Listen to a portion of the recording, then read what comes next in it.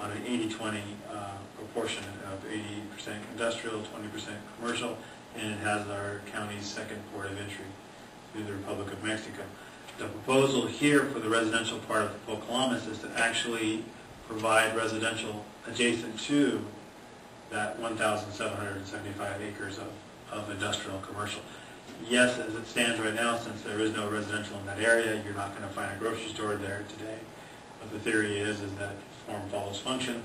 Therefore, residential, where you put in there to augment some of the industrial uses there, then other retail uses would be showing up to service those residential. If that's what the applicant's goal is, yes. That was it. I have a comment.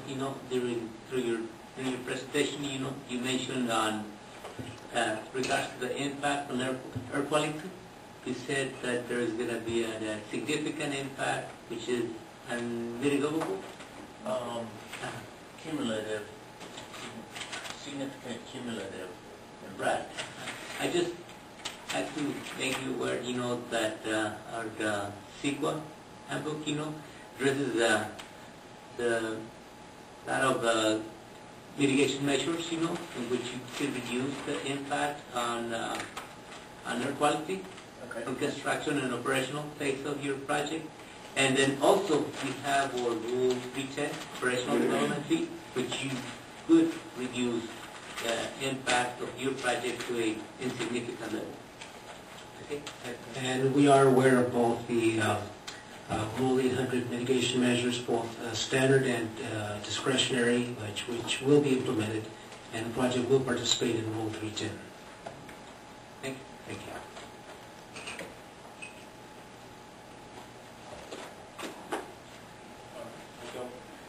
I'd like to open this up to the public. Any member of the public wish to come forward?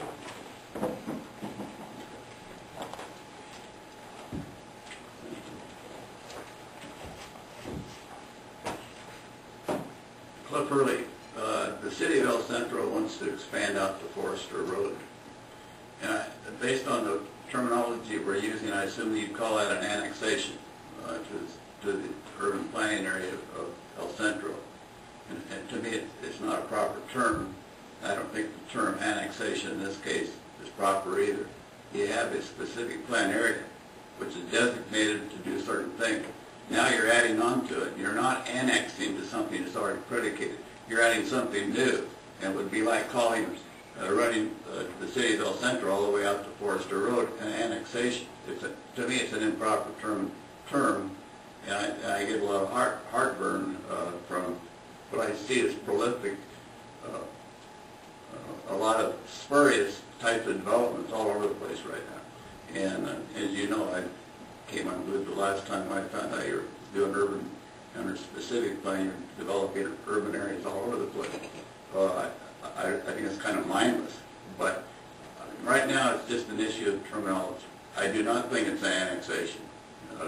It's contiguous too, but that specific plan area is for industrial and commercial. And I'm curious, I'd like to hear your response. Do you turn that annexation? I guess I ought to ask someone in the planning department.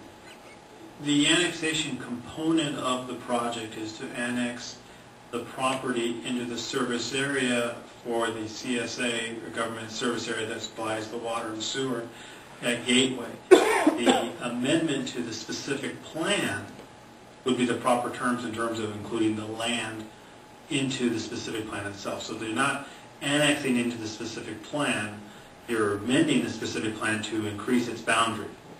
But they have to physically, or they have to annex into that service area district for water and sewer. Just like, as you know, in LAFCO, there are two types of annexations, right?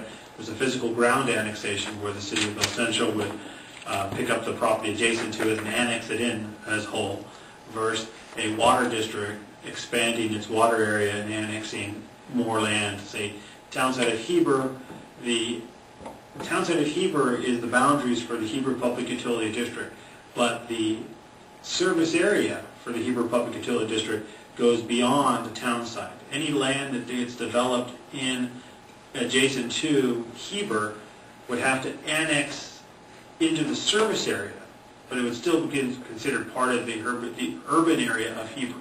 Well, It's semantics, I understand, but I want to make sure we're using the word correctly. I've heard, I assumed annex is similar to incorporation, and so they're different. Annexation is different than Under LAFCO rules, and I'm not going to stand here and say that I'm an expert in LAFCO, but I do know enough to hurt myself. In LAFCO, you either annex into a city or you annex into a service area district. If you wanted to incorporate a city, if Heber wanted to create its own incorporation, that's an entirely different animal with regards to LAFCO. Let me put it differently. I don't want to belabor it.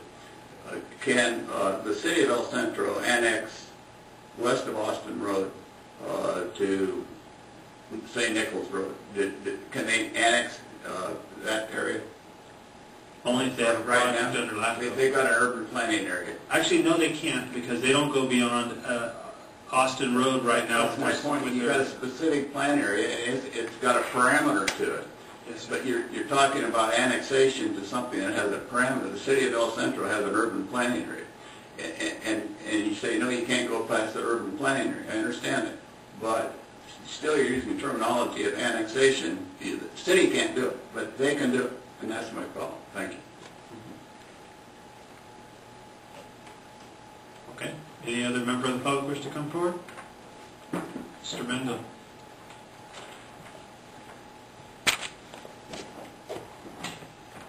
Robert Mendel, 2047 Willow Drive, El Centro. I am a property owner in the Gateway to the Americas along with my brothers, and also we own ag ground west of this, adjacent to this project on the west side of the project, so we have adjacent property. Little background, I've been involved, my family's been involved with the Gateway to the Americas project since, I think, 1988. It wasn't called that then. It wasn't Gateway to the Americas then, but that's when this started. And the concept in the 1980s, late 1980s and early 1990s, and I think Brian Mooney was the planner that was on consultant that helped the county with the development. The general plan that we have now, and it was to, as he said, avoid linear development along the major arteries. In the general plan, he wanted, or the county wanted, enclaves, economic enclaves, SPAs, specific plan areas, special plan areas. And that's how Gateway to the Americas came about. It was an SPA, economic enclave, that was separated from the urban areas and would benefit the valley economically.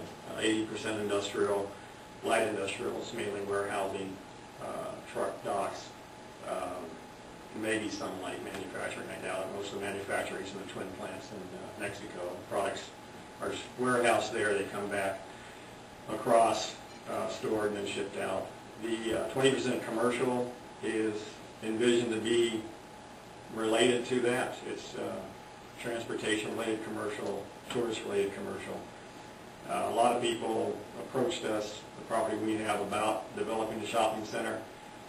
Did studies, and the reality is, until they see rooftops coming from Calexico, it doesn't work. And the concept you had, and the main concept was to produce these SPA areas, Gateway to the Americas, Mesquite Lake, and they would economically benefit the valley. You keep them away from the urban areas, you separate them. Our concern is now, if you allow residential development on the boundary of the existing SPA, Gateway to the Americas SPA, you've basically limited future growth. And I'm talking about, people thought that Port of Entry would take off immediately, and I think it's a generation thing. I think you're looking at 50 years down the line.